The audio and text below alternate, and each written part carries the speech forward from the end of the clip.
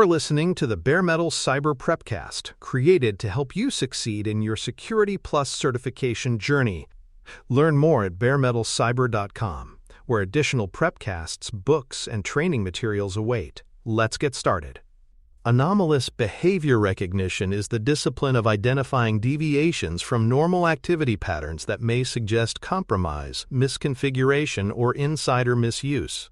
Unlike signature-based detection, which looks for known threats, anomaly detection focuses on the unknown behaviors that are unusual for a given user, system, or network. For example, an employee logging in from two distant countries within an hour may indicate credential theft, while an endpoint executing rare administrative commands could signal malware.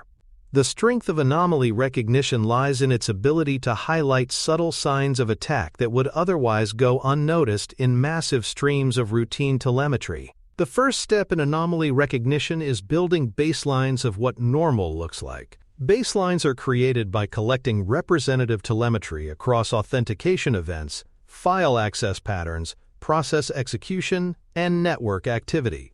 These data points establish the statistical norms for each entity, such as how often a user logs in, which systems they access, and at what times.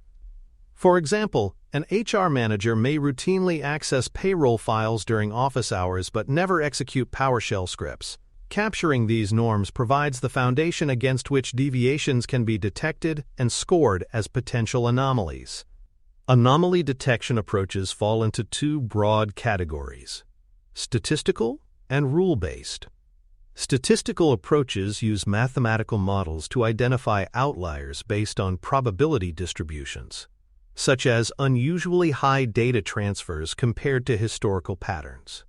Rule-based detection relies on expert-defined conditions, like flagging any login attempts outside business hours or from foreign geographies. Rule-based methods are simpler and more transparent, while statistical approaches adapt better to complex environments with nuanced patterns. Many organizations combine the two, using rules for high-confidence known risks and statistical models to surface subtle or emerging threats. Entity cohorts help improve baseline accuracy by grouping similar users, devices, or teams together. Rather than treating every user individually, cohorts allow the system to compare behavior within context. For example, engineers may download source code regularly, while marketing staff rarely touch repositories. Comparing a marketer's download activity against the engineer baseline would create noise, but within their own cohort, the anomaly is meaningful. Cohort-based baselines reduce false positives and help align detection thresholds with realistic expectations for each group's role and responsibilities. Typical anomaly signals span a wide variety of activity patterns. Impossible travel logins from geographically distant locations in short succession suggests stolen credentials. Unusual data volumes, such as gigabytes transferred outside normal working hours, may indicate exfiltration. Rare command executions, like a non-technical user running PowerShell, raise red flags. Privilege escalations, where a low-level account suddenly gains administrative rights, may signal lateral movement. These signals are rarely definitive on their own, but they provide critical ingredients for detecting malicious activity when aggregated with context. Reducing false positives requires enriching anomaly detection with additional context. Asset criticality indicates whether anomalies involve sensitive systems or low-value endpoints. Knowledge of recent changes, such as new software rollouts or mergers, explains unusual but legitimate activity. Maintenance windows help filter out noise, since patching may generate abnormal patterns. For example, a surge in login failures might be expected during a password rotation campaign. Enrichment ensures alerts reflect true risk, avoiding analyst fatigue caused by noisy or irrelevant detections. Scoring and aggregation improve accuracy by combining multiple weak signals into stronger alerts. For instance, one login from an unusual location may not be concerning, but if paired with high-volume file transfers and privilege escalation, the case becomes compelling. Aggregation across signals allows systems to create higher confidence alerts that analysts can prioritize. This method reflects how attackers operate, using multiple small steps that individually look benign but collectively reveal malicious behavior. Scoring transforms anomaly detection from isolated noise into meaningful intelligence. Privacy must always be considered when modeling user behavior. Collecting and analyzing telemetry can feel intrusive if not handled responsibly. Organizations should apply techniques like pseudonymization to mask identities until anomalies require deeper review. Aggregation helps reduce exposure by focusing on group trends rather than individual actions unless necessary. Transparency with employees about monitoring practices also builds trust. By respecting privacy while still gathering enough detail to detect threats, organizations balance compliance obligations with the need for robust anomaly detection. Machine learning models play an increasing role, and understanding the distinction between supervised and unsupervised methods is important. Supervised models rely on labeled data examples of past anomalies to learn what constitutes malicious behavior. Unsupervised models operate without labels, identifying outliers purely based on patterns. Supervised models often provide higher precision but require curated data, while unsupervised models are flexible but prone to false positives. Effective programs may combine the two, using labeled data where available while still scanning broadly for novel behaviors in unknown contexts. Human-in-the-loop validation is critical for tuning accuracy. Automated systems can flag anomalies, but analysts provide context and final judgment. Their verdicts, whether an alert was benign or malicious, should feed back into the system to refine thresholds and suppress recurring false positives. For example, if analysts repeatedly dismiss alerts triggered by legitimate data backups, those signals should be deprioritized automatically. Incorporating human expertise ensures systems improve continuously, striking a balance between automation efficiency and analyst intuition. Metrics help measure how well anomaly detection performs.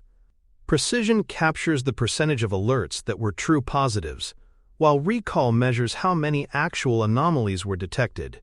Alert volume shows whether analysts are overwhelmed, and review time measures operational efficiency.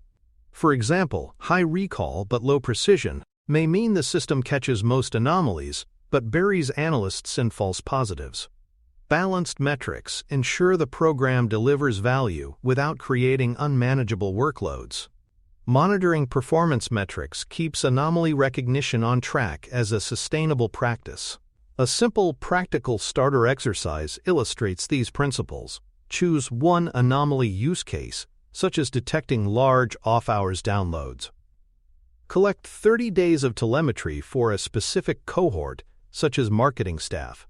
Establish a threshold, like flagging transfers greater than 500 megabytes outside 8 a.m. to 6 p.m. monitor alerts for a week.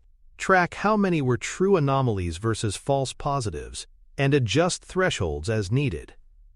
This exercise shows how baselines, rules, and tuning combine to create actionable alerts, reinforcing that anomaly recognition is an iterative process requiring data, context, and refinement. By the end of Part 1, learners should understand anomaly recognition as more than just spotting outliers. It involves building baselines, applying statistical and rule-based approaches, enriching with context, scoring across multiple signals, and continuously validating results. Done well, anomaly recognition identifies early warning signs of compromise and strengthens defenses against both insider threats and external attackers. Part 2 will explore advanced practices such as multi-domain correlation, feedback loops, automated responses, and continuous improvement. For more cyber-related content and books, please check out cyberauthor.me. Also, there are other prepcasts on cybersecurity and more at baremetalcyber.com. Anomalies gain strength when correlated across multiple domains. Endpoint signals, such as a rare process execution, may not be conclusive alone, but combined with unusual network traffic and suspicious identity activity, the pattern becomes much clearer. For example, a user running PowerShell commands, connecting to an unusual external IP, and escalating privileges in Active Directory paints a strong picture of compromise. Cross-domain correlation mirrors how real attackers progress, moving through identity, network, and endpoint layers. By aggregating signals across domains, organizations reduce false positives and elevate meaningful alerts. Alert triage playbooks bring structure to investigating anomalies. For each anomaly class, such as impossible travel, large data transfers, or privilege escalations, playbooks outline evidence to collect and steps to take. For instance, an impossible travel alert might trigger checks of VPN logs, geolocation data, and recent credential resets. Playbooks reduce analyst guesswork, ensure consistency, and speed investigation. With standardized triage, organizations can train new analysts more effectively and ensure alerts are handled with the same rigor regardless of who responds. Feedback loops between analysts and detection systems are vital for suppressing noise. Analyst decisions, whether dismissing an alert as benign or confirming it as malicious, should flow back into the detection models. Over time, recurring false positives can be suppressed automatically, while true anomalies can be highlighted more aggressively. For example, repeated dismissal of alerts tied to scheduled batch jobs should train the system to deprioritize them.